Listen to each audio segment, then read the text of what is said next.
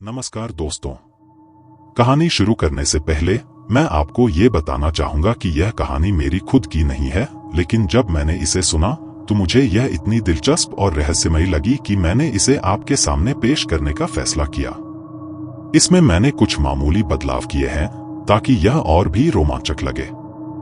यह कहानी बहुत ही रहस्यपूर्ण और अनोखी है, इसलिए इसे ध्यान से सुनिए और अपनी राय जरूर दीजिए। तो चलिए कहानी की ओर बढ़ते हैं। हमारे वेद और पुराणों में कई ऐसे गहरे राज छिपे हैं जिनसे हम आज भी अनजान हैं। ऐसी कई चीजें हैं जो हमारी समझ से परे हैं। ठीक वैसे ही हमारे चारों ओर एक अदृश्य और रहस्यमयी दुनिया मौजूद है जिसके कई रहस्य आज भी अनजाने हैं। हमें उस दुनिया के बारे में जानना वैसा ही है जैसे एक छोटा दिया लेकर अंधेरे में रास्ता तलाशना। जब हमारे बुजुर्ग हमें अपने जमाने की पुरानी कहानियां सुनाते हैं जिसमें भूत प्रेत या अदृश्य शक्तियों की बातें होती हैं, तो हम उसे बकवास मान लेते हैं। हम उन बातों पर हंसते हैं और उन्हें मनगढ़ंत कहानियां कहकर टाल देते हैं। लेकिन कभी कभी हमें भी अचानक से कुछ ऐसा अनुभव होता है जिससे हमें ये एहसास होता है कि शायद इनमें कुछ सच्चाई छिपी हो। ऐसे अनुभवों से हमारा सामना होता है और तब हमें समझ में आता है कि ये कहानियां सिर्फ मनगढ़ंत नहीं है, बल्कि उनमें कुछ ऐसा है जो हम नहीं समझ पा रहे हैं। ऐसी ही एक घटना मेरे दोस्त आशुतोष के साथ घटी। आप इसे छलावा कहें, भ्रम कहें या कुछ और, लेकिन सवाल ये है कि क्या किसी की कल्पना किसी के जीवन को प्रभावित कर सकती है? आज की इस कहानी में मैं आपको इसका जवाब दूंगा। अब मैं आपको वो घटना बताने जा रहा हूं जो मेरे दोस्त के साथ घटी थी। मेरा नाम अविनाश है और इस कहानी का मुख्य किरदार मेरे दोस्त आशुतोष का है। हालांकि मैं खुद इस घटना का प्रत्यक्ष गवाह नहीं था, लेकिन आशुतोष ने मुझे इसके बारे में विस्तार से बताया था। इस घटना का अंत क्या हुआ इसका मुझे कोई अंदाजा नहीं था, लेकिन मुझे यकीन है कि जो भी हुआ वह साधारण नहीं था। अब यह आप पर निर्भर है कि आप इस कहानी को सच मानते हैं या सिर्फ एक कल्पना। लेकिन क्या आपके साथ भी कभी ऐसा हुआ है कि आप किसी चीज के बारे में सोच रहे हों और कुछ समय बाद वही चीज आपके सामने घटित हो जाए? या फिर आपने कभी किसी अज्ञात जगह पर कुछ अजीब महसूस किया हो? कई बार लोग आपको चेतावनी देते हैं कि उस जगह पर कुछ गलत होने वाला है या वहां किसी अनजान शक्ति का वास है, और फिर सच में वहां कुछ बुरा घटित हो जाता है।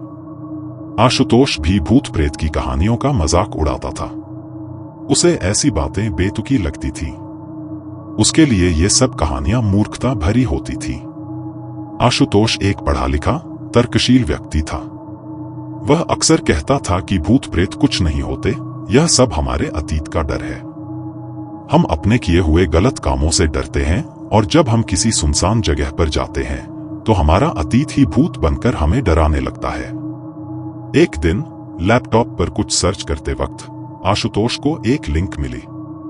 यह एक ऑनलाइन कम्युनिटी थी जिसका नाम था खौफनाक अनुभव। आशुतोष ने सोचा, चलो देखते हैं। आशुतोष ने सोचा कि लोग इस कम्युनिटी पर कैसी बेकार बातें शेयर कर रहे हैं। उसे यह सब बेहद अजीब और हंसी मजाक लग रहा था। वहां लोगों ने अपने अपने डरावने अनुभव साझा किए थे और हजारों पोस्ट्स मौजूद थी। आशुतोष ने सोचा कि यह सब लोग अंधविश्वास में जी रहे हैं। कुछ कहानियां ऐसी थीं जहां लोगों ने अपने घरों में भूतों और आत्माओं का सामना करने की बात लिखी थी। किसी ने एक प्रेतात्मा वाली गुड़िया का जिक्र किया था, तो किसी ने बताया था कि अमावस्या के दिन किसी तांत्रिक क्रिया के जरिए वे किसी संकट से बाहर निकले थे। आशुतोष के लिए ये सब बातें हंसी का पात्र थी। वह पढ़ते पढ़ते खुद को रोक नहीं पाया और जोर जोर से हंसने लगा। उसे यह सब कुछ बेहद तुच्छ और अंधविश्वास से भरा हुआ लग रहा था। वह सोच रहा था कि कैसे लोग नींबू और मंत्रों से अपनी समस्याएं हल करने की बातें करते हैं। उसने एक पोस्ट देखी जिसमें लिखा था कि अगर अमावस्या की रात को नींबू पर 21 बार मंत्र फूंक कर उसे किसी सुनसान चौराहे पर रख दो तो सारी बुरी आत्माएं दूर भाग जाएंगी। आशुतोष बिस्तर पर लेटे हंसते हुए सोच रहा था कि लोग ऐसी बातों पर कैसे यकीन कर सकते हैं। फिर उसके दिमाग में एक खुराफाती विचार आया। उसने सोचा, क्यों न मैं भी इस कम्युनिटी पर एक झूठा बनावटी अनुभव शेयर करूं? देखूं लोग क्या प्रतिक्रिया देते हैं इस ख्याल के साथ वह सो गया, लेकिन अगले दिन उसका मन इसी विचार में अटका रहा। शाम को जल्दी घर आकर आशुतोष ने रात के खाने के बाद अपना लैपटॉप खोला और उस कम्युनिटी पर जाकर अपना एक नया अकाउंट बनाया। उसने अपने अकाउंट का नाम रखा पापी गुड़िया, जो थोड़ा मजाकिया और रहस्यमय लगे। फिर वह इंटरनेट पर तंत्र मंत्र और काले जादू की कई वेबसाइट्स पर गया ताकि अपनी पोस्ट को वास्तविक दिखा सके। उसकी मंशा थी कि उसकी झूठी कहानी भी इतनी प्रामाणिक लगे कि लोग उसे सच मान लें। पूरे दिन की रिसर्च और योजनाओं के बाद उसने एक पोस्ट लिखना शुरू किया। यह पोस्ट कुछ इस तरह थी। हेलो दोस्तों, मेरा नाम आशुतोष है और आज मैं आपके साथ अपना एक बेहद डरावना अनुभव साझा करना चाहता हूं। 2 साल पहले की बात है, जब मैं काम के सिलसिले में कोंकण गया था। वहां मैंने कुछ दिनों के लिए एक सरकारी कॉटेज में ठहरने का फैसला किया। पहले 2 दिन सब सामान्य थे, लेकिन तीसरे दिन रात के करीब 12 बजे मुझे कुछ अजीब महसूस होने लगा। अचानक मुझे अजीब सी आवाजें सुनाई देने लगीं, जैसे कोई बहुत दूर से आ रहा हो।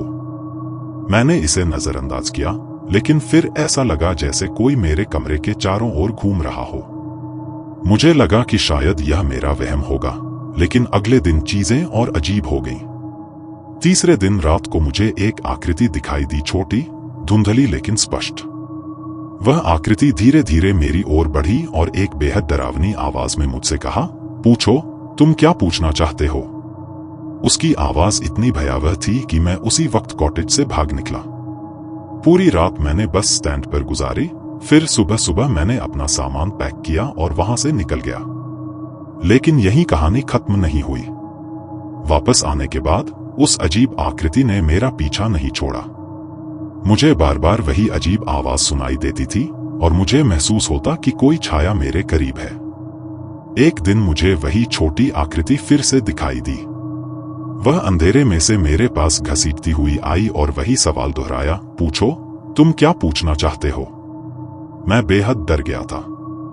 मेरे हाथ पैर कांपने लगे और पूरे शरीर में ठंडक सी फैल गई। मैंने यह बात अपने परिवार को बताई और उन्होंने सुझाव दिया कि हमें गांव के एक तांत्रिक से मिलना चाहिए। हमारे गांव में एक बुजुर्ग आदमी था जिसके बारे में कहा जाता था कि उसे तंत्र मंत्र का ज्ञान है और वह भूत प्रेतों को वश में कर सकता है। हम उसकी मदद लेने के लिए गांव पहुंचे। आशुतोष ने बड़ी ही चालाकी से इस पूरी कहानी में अपने अनुभवों का रंग भर दिया और पोस्ट को इतने रहस्यमय ढंग से खत्म किया कि पढ़ने वाले लोगों की रुचि बनी रहे।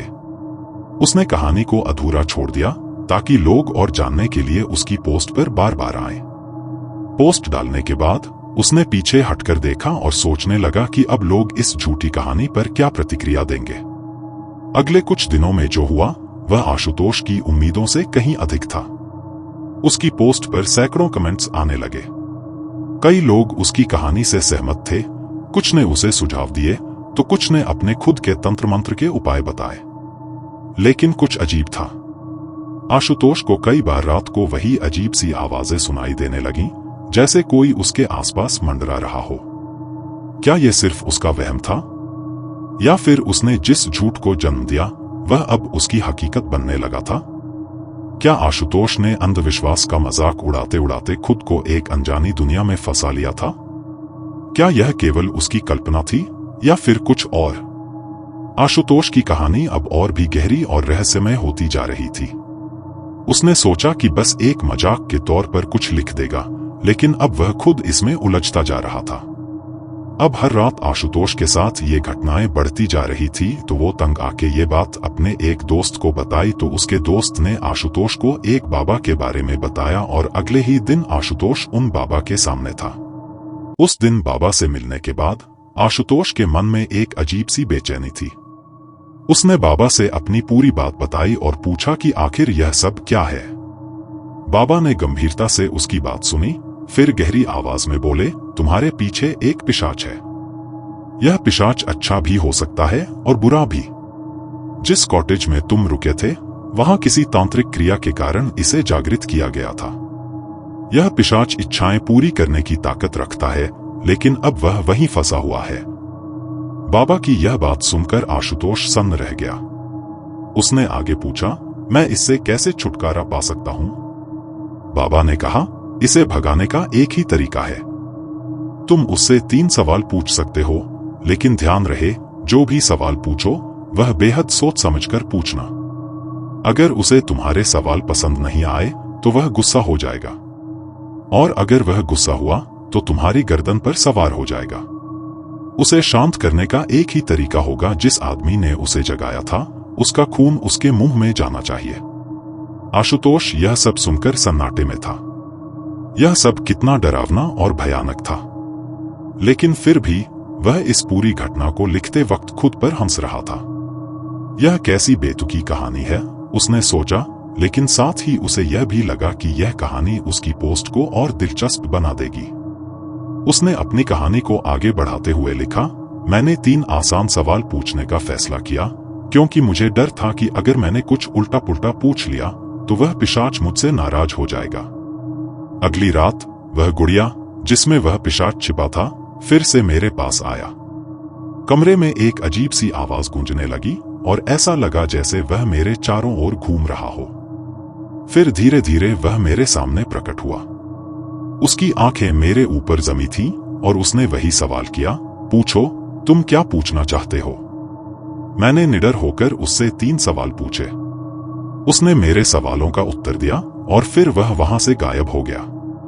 उसके बाद मैंने उसे फिर कभी नहीं देखा। लेकिन दोस्तों, क्या आप जानते हैं कि मैंने उससे क्या पूछा था?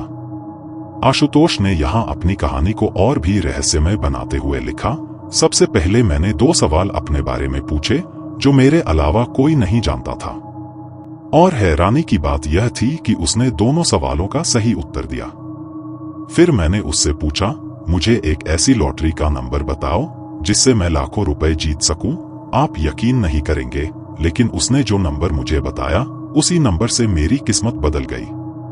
मैंने लाखों रुपए जीते। आशुतोष की इस कहानी में एक ट्विस्ट था। उसने आगे लिखा, लॉटरी जीतने के बाद मुझे लगा कि मुझे और कुछ मांगना चाहिए था। शायद मैं और भी ज्यादा मांग सकता था। मैं और अमीर हो सकता था। यह सोचकर मैंने फिर से बाबा से मिलने का फैसला किया। मैं उनके पास गया और उन्हें सारी बात बताई। मैंने उनसे पूछा, मुझे उस पिशाच को फिर से बुलाना है, उस गुड़िया को दोबारा जीवित करना है। मुझे बताइए कि उसे वापस बुलाने की विधि क्या है। बाबा यह सुनकर जोर से हंस पड़े। उन्होंने कहा, तुम मूर्ख हो। अच्छा हुआ कि वह चला गया। ज्यादातर लोग इसे बुलाने के बाद इसके जाल में फंस जाते हैं या फिर मर जाते हैं। हर चीज की अपनी एक कीमत होती है। जब कुछ मिलता है तो कुछ खोना भी पड़ता है। तुम्हें तो खुश होना चाहिए कि तुम सही सलामत बच गए हो। आशुतोष ने बाबा की बातों को गंभीरता से नहीं लिया।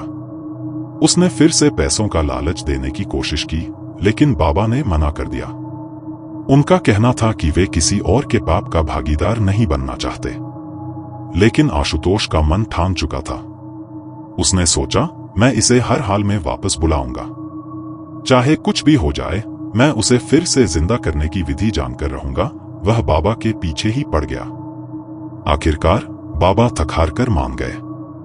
उन्होंने गंभीर लहजे में कहा, मैं तुम्हें यह विधि बताऊंगा, लेकिन याद रखना, जो भी अच्छा या बुरा होगा उसकी जिम्मेदारी सिर्फ तुम्हारी होगी, और इस विधि को करते समय बेहद सावधान रहना। फिर बाबा ने उसे विधि बतानी शुरू की। यह क्रिया अमावस्या की रात के आसपास ही की जा सकती है, अमावस्या के 2 दिन पहले या 2 दिन बाद। लेकिन अगर तुम ठीक अमावस्या की रात को यह क्रिया करोगे तो इसके सफल होने की संभावना और भी बढ़ जाती है। तुम्हें एक साधारण कपड़े की गुड़िया बनानी होगी। उसके हाथ, पैर, आंखें, नाक, मुंह सब कुछ होना चाहिए। फिर अपने नाखून काटकर उसकी एक माला बनानी होगी और उसे उस गुड़िया के गले में पहनाना होगा। उसके बाद दाहिने हाथ के अंगूठे से खून निकालकर गुड़िया के माथे पर लगाना होगा। इसके बाद नमक का एक घेरा बनाकर गुड़िया को उस घेरे के अंदर रखना होगा।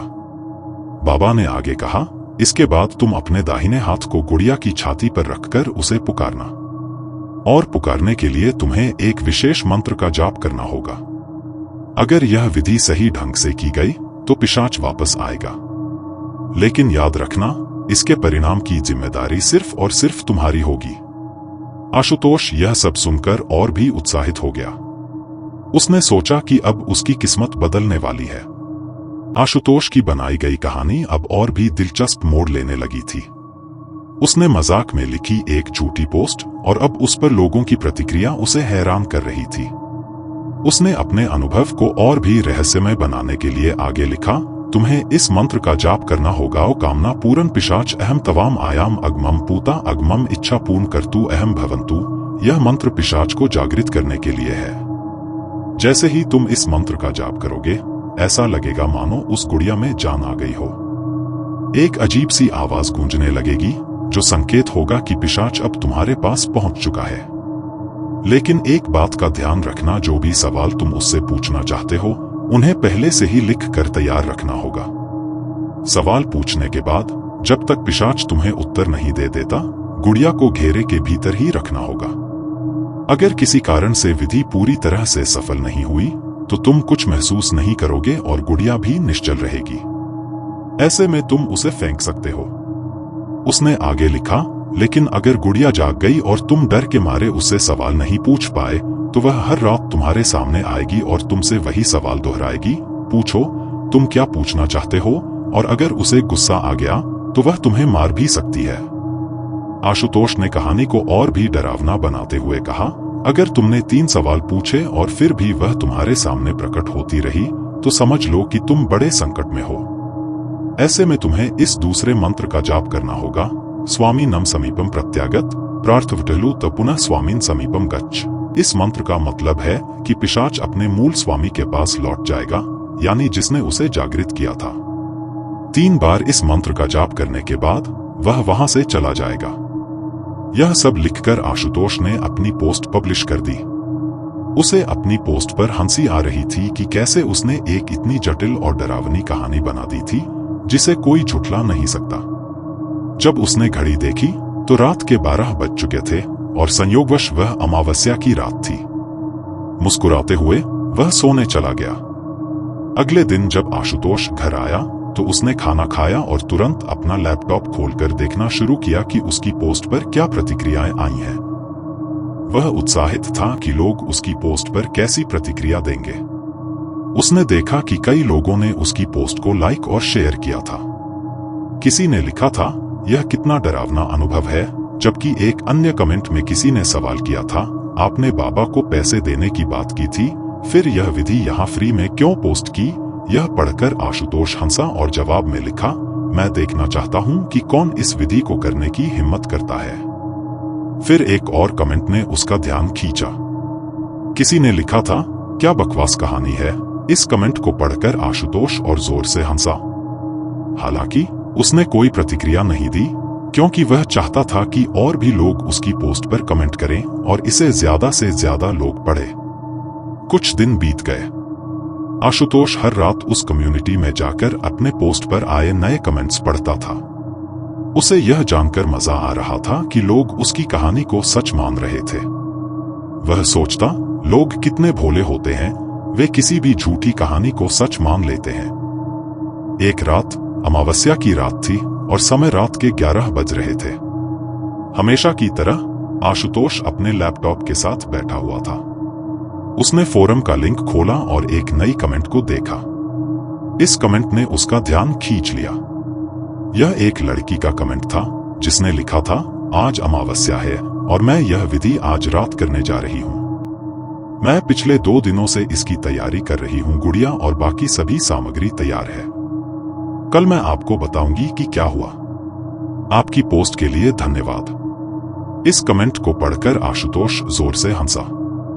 उसने सोचा, क्या लोग इतनी आसानी से इन सब बातों को सच मान लेते हैं? लेकिन इस बार हंसी के पीछे एक हल्की बेचैनी भी थी।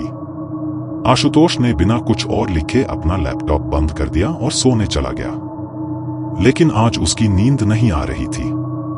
उसके मन में बार बार वही विचार घूम रहा था, क्या सचमुच उस लड़की ने यह विधि की होगी? क्या उसने सच में सब कुछ आजमाया होगा? यह सोचकर उसके रोंगटे खड़े हो गए। क्या उसकी झूठी कहानी किसी के लिए सच्चाई बन जाएगी? क्या वास्तव में उस लड़की ने यह विधि की होगी? आशुतोष अब उस लड़की के अगले दिन की पोस्ट का इंतजार करने लगा। और साथ ही उसके मन में एक अजीब सा डर भी बैठ गया था। हालांकि वह जानता था कि उसकी कहानी एक मजाक थी, फिर भी उसका अपना लिखा अब उसे डरावना लगने लगा था। इन सब के बारे में सोचते हुए आशुतोष को आखिरकार थोड़ी देर बाद नींद आ गई। सुबह जब वह उठा तो काम पर जाने से पहले उसने जल्दी से अपनी पोस्ट को चेक किया। अभी तक उस लड़की की कोई प्रतिक्रिया नहीं आई थी, लेकिन आशुतोष भी उसकी प्रतिक्रिया का बेसब्री से इंतजार कर रहा था। उस दिन ऑफिस में बहुत काम था। काम करते करते कब रात के 11 बज गए उसे पता ही नहीं चला। देर रात वह घर लौट आया।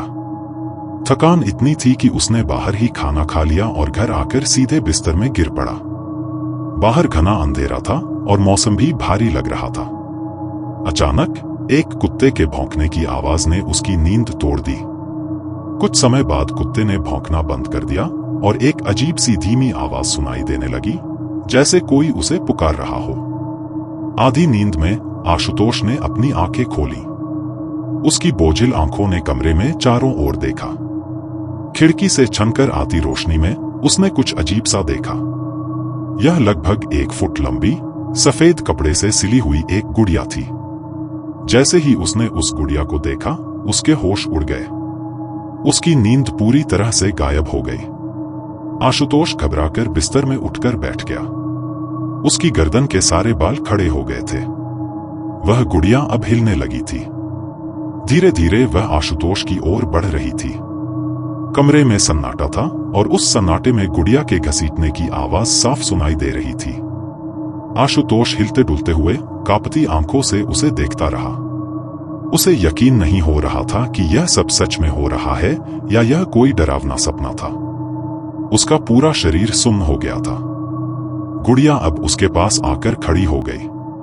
फिर अचानक एक अजीब आवाज में उसने कहा, पूछो, तुम क्या पूछना चाहते हो? यह सुनकर आशुतोष के शरीर में डर की लहर दौड़ गई। उसकी घबराहट अब हद से ज्यादा बढ़ चुकी थी।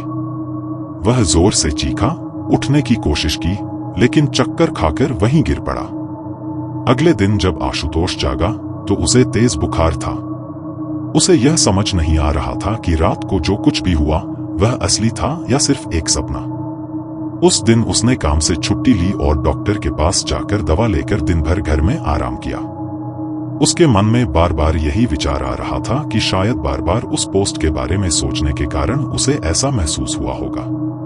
वह कभी भी भूत प्रेत जैसी चीजों पर विश्वास नहीं करता था और अब भी उसे विश्वास करने की कोई ठोस वजह नहीं मिल रही थी। लेकिन कुछ बातें, चाहे जितनी भी अवास्तविक लगे, मन में कहीं ना कहीं डर का बीज बो देती हैं। आशुतोष के साथ भी यही हो रहा था। शाम को थोड़ा बेहतर महसूस होने के बाद आशुतोष ने फिर से अपना लैपटॉप खोला। उसने अपनी पोस्ट को देखा और अंदर ही अंदर खुद से सवाल कर रहा था, क्या मैंने यह पोस्ट लिखकर कोई गलती तो नहीं कर दी? वह पोस्ट को डिलीट करने का सोच रहा था, लेकिन उसने सोचा कि पोस्ट डिलीट करने से पहले एक बार देख तो लूं कि उस लड़की का कोई जवाब आया है या नहीं। जैसे ही उसने पोस्ट के कमेंट सेक्शन को खोला, उसने देखा कि उस लड़की का कमेंट आया हुआ था। लड़की ने लिखा था, जैसा आपने कहा था, मैंने कल रात 12 बजे विधि की। कुछ देर तक कुछ भी महसूस नहीं हुआ, इसलिए मैंने गुड़िया से अपना हाथ हटा लिया और नमक का घेरा साफ करके सारा सामान अपनी जगह पर रख दिया। पर उस वक्त मेरा ध्यान गुड़िया पर नहीं था। फिर जब मैंने उसे फेंकने के लिए देखा तो वह अपनी जगह पर नहीं थी। अचानक मेरी नजर कमरे के कोने में पड़ी और वह गुड़िया वहां खड़ी थी। उसे देखकर मैं बहुत डर गई, लेकिन मुझे आपका बताया हुआ मंत्र याद आ गया। मैंने 3 बार उस मंत्र का जाप किया और फिर वह गायब हो गई। अभी तक मेरे साथ कुछ भी बुरा नहीं हुआ है। आपकी पोस्ट के लिए धन्यवाद। यह कमेंट पढ़कर आशुतोष का दिल तेजी से धड़कने लगा। उसकी पोस्ट पर और भी कई सारे नए कमेंट आ चुके थे, जिनमें कई लोगों ने लिखा था कि कल अमावस्या की रात थी और उन्होंने भी यह विधि की थी। एक ने लिखा था, बहुत बहुत धन्यवाद, मैंने आपके निर्देशानुसार सारी विधि पूरी की और गुड़िया को जागृत किया। मैंने उससे 3 सवाल पूछे और वह फिर चली गई। आपने जो कुछ लिखा था वह सब सच था। एक और व्यक्ति ने लिखा, सॉरी, लेकिन विधि करते समय मुझसे कुछ गलती हो गई। मैंने गुड़िया को 2 बार पुकारा था और तभी मुझे अपने हाथ के नीचे उसकी हलचल महसूस हुई। मैं बहुत डर गया और तीसरी बार उसे बुलाए बिना ही अपना हाथ हटा लिया। तब मैंने देखा कि गुड़िया गायब हो गई थी। कृपया मुझे बताएं कि अब मुझे क्या करना चाहिए। मैंने 3 बार मंत्र बोला है, लेकिन फिर भी मुझे डर लग रहा है। अब तक आशुतोष को समझ में नहीं आ रहा था कि वह क्या करे।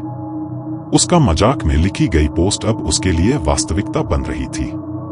उसे इस बात का डर सता रहा था कि कहीं उसने लोगों के साथ खिलवाड़ तो नहीं कर दिया और इसका नतीजा कहीं गंभीर रूप में सामने न आ जाए। वह अब यह सोचने लगा कि क्या उसे अपनी पोस्ट को डिलीट कर देना चाहिए या और लोगों को सावधान करना चाहिए।